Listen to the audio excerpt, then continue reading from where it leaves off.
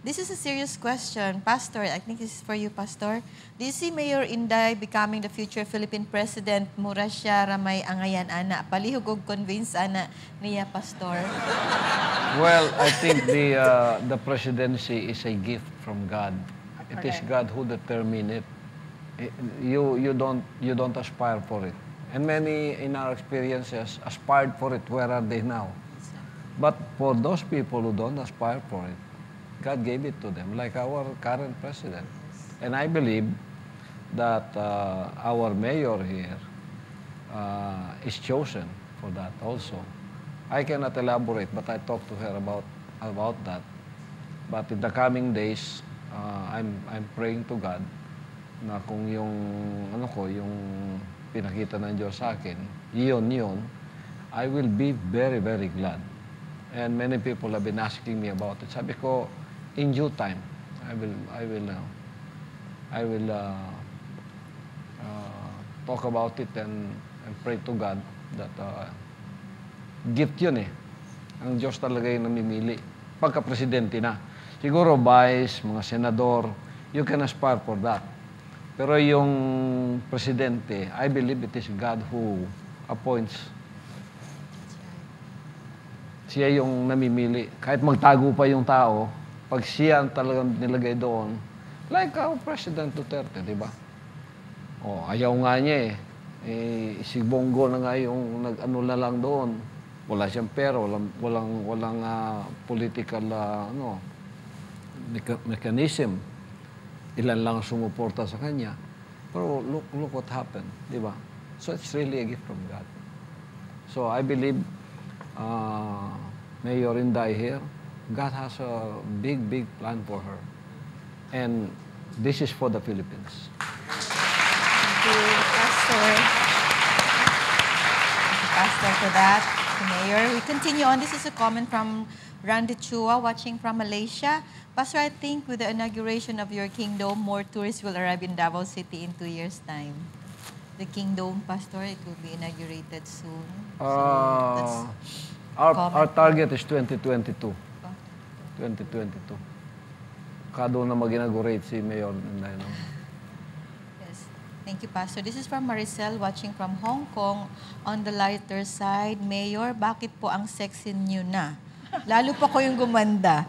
Ito po si Maricel ng Hong Kong. Pastor, prayin niyo naman po kami dito sa Hong Kong. Ayan, may tanong siya kay Mayor. Anong secret? Yes, What is the secret, Mayor Inday? Yung diniscuss natin kanina, Pastor, which is intermittent fasting. Yeah, IF. 16 hours, no food, only water, and then 8 hours, pwede ka kumain. Yes. Sa simula, mahirap, pero masasanay din ang katawan mo. After siguro about 1 to 2 weeks, masanay na rin siya. Yes. Kasi nung hindi ka pa nag-intermittent fasting, yung sa video, makita mo, you're chubbier, no? But now, parang bumalik yung... Last time, I saw you in Hong Kong, when you were still single, parang bumalik na yung mukha mo na gano'n. So, talaga effective, no? Yes, Pastor. And also, nag-change na kasi yung mindset ko na parang I want to be healthier, hindi sexier. Healthier na yung cholesterol, triglycerides, blood pressure should be normal. Kasi naisip ko ba na malayo pa yung babiyahiin ko kasi mga bata pa yung mga anak ko. My youngest is only 2 years old. So, how many children do you have? 3, Pastor. I have a 11 years old, a 6-year-old, and a 2-year-old. So, 3 sila. And then sabi ko, mga bata pa ito. Tapos nakikita ko, madami ang nag-heart attack at 40. Yeah. Stroke at 50. Yeah. So, naisip ko na parang kailangan Gagamitin have to ka be pa a rin. healthier. Yeah. So, your health now is okay? Yes, very important. Yes, apo. Good. Very good. Thank God.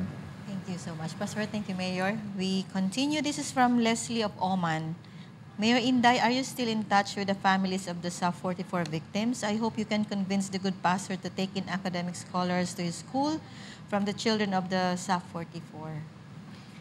Yes, no. Wala, ma'am. Ever since the incident happened, I was not mayor that time, no? I was ordinary citizen, but I felt a great sadness sa nangyari. Kasi ma'am, totoo yan, tama yan sinabi ni President Duterte.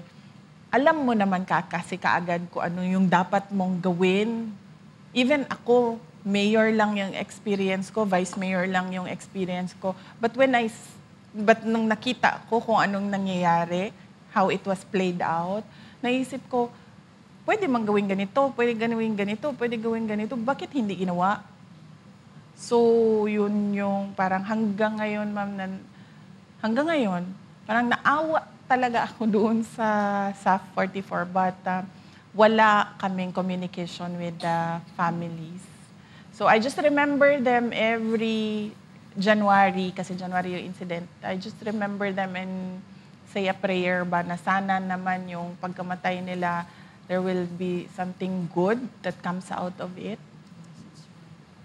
If they are only very close to, if they are residents of Davao Sana, we could take them as full scholars. But they live in Manila, no? Most of them.